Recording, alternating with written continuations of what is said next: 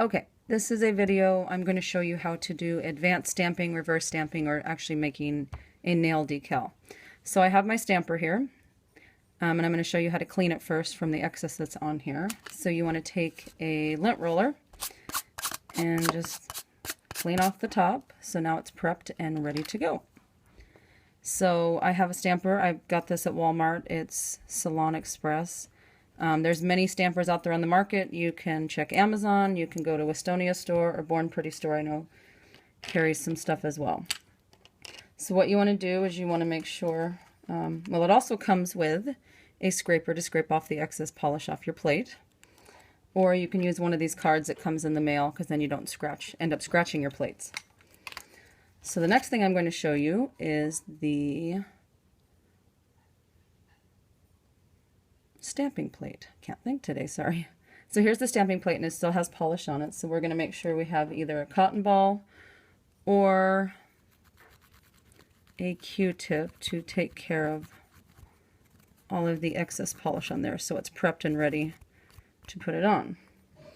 The polish stamping I'm using today is from Essence. It's Essence Nail Art Stamping Polish, but you can also use, I find that Wet n Wild Black Cream works really well. So you're going to take your polish and you're going to apply it as so. So now that you've got your polish on there, we can take our card and do it 1 or 2 times. So now that we've prepped our stamper, we're going to take it and just stamp it on there. And so now we have the image on our stamper. Sometimes we get little excess edges, so I usually just take my fingernail and just wipe them away. That usually helps. So now for the advanced stamping part, you want to take the polish of choice. I'm choosing Maybelline Color Show, part of the Bleach Neon set. This is Coral Heat. Some people choose to use a palette like you get at a craft store. I like to use a picture frame glass from the dollar store. It works just great. You have 2 options. You can use a dotting tool to apply your polish to your stamp, or you can use a brush. For this one, I'm going to use a brush. Make sure your brush is cleaned off in some acetone, and you are just going to paint in the voids.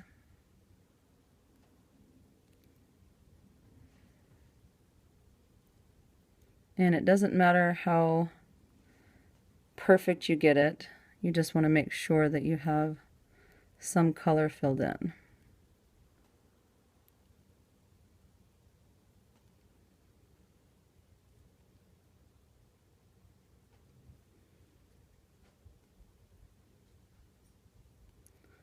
And see, I'm not doing it that perfect.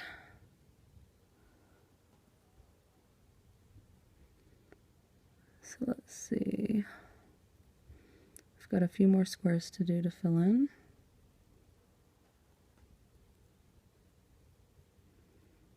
Okay. So that looks like we have enough there. Now the next step is really important. So now that we have our image on there and it's painted, we want to make sure we have a top coat to put over the top to seal it in. So for this one, I'm using Glisten and Glow's H-Girl Fast Drying and Super Shiny Top Coat. So you're just going to paint a little bit over the top, and you can see the glossiness of it. You want to make sure you do it around the edges. And you're going to wait about a couple minutes for that to dry. So while we're waiting that to dry, I'll just go over one more time. So you want to make sure, you have a plate. These are mash plates that I ordered from Amazon. Of course, there's many places that you can buy them from. I usually just use a Q-tip and some acetone to clean it off so it's prepped and ready for the next time. Your stamping polish. Again, I used Essence Nail Art Stamping Polish, but you can use any one. It's kind of play around with them. And then make sure you have your shiny top coat to put over the top of the stamp.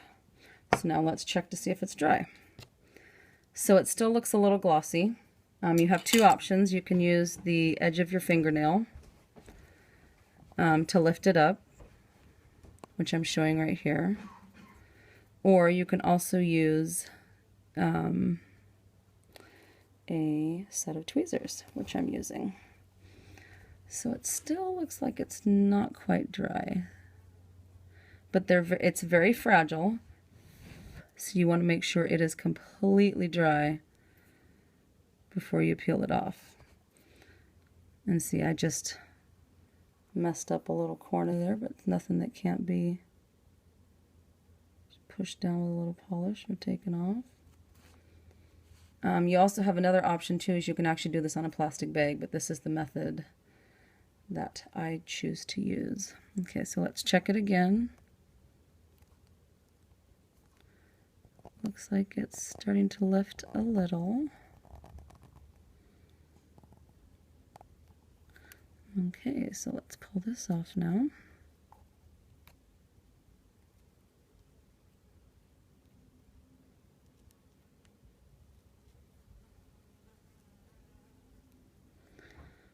This one might still be a little bit tacky. So again, I'll still just go around and take my nail and make sure it's completely dry. And then very carefully peel it back. Sometimes it's just trial and error, and you just have to go real slow with it, experiment with what polishes may work or not.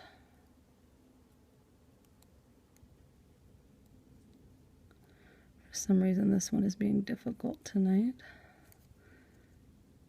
and I'm not sure why, because I've done this plenty of times, but that's okay. This is my first video, so bear with me. Okay, so now it looks like it's all the way up. Maybe. We will see.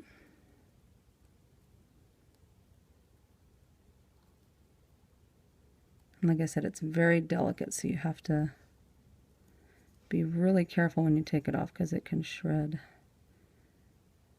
very, very easily. So now that we have it off, it looks just like this. So now I am going to apply it.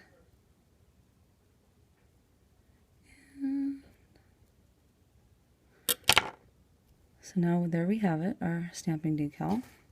I'm now going to apply it to my nail. And what's kind of cool is because there's the yellow underneath, it actually is the yellow showing through with the coral. You have a couple different options of getting the excess.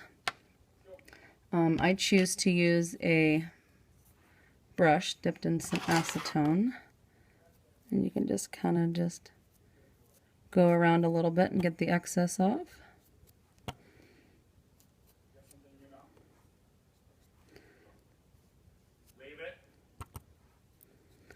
So then you can just turn it around.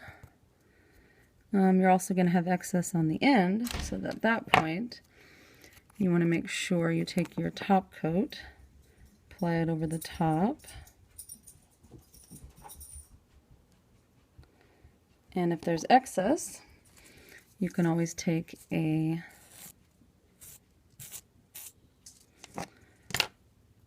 nail file brush and just get some excess off. And sometimes you can use your fingers too. So let's just make sure that we have this all cleaned up well.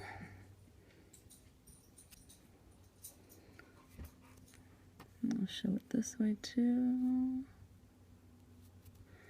And there you have it, advanced stamping. Thanks so much for watching. Bye.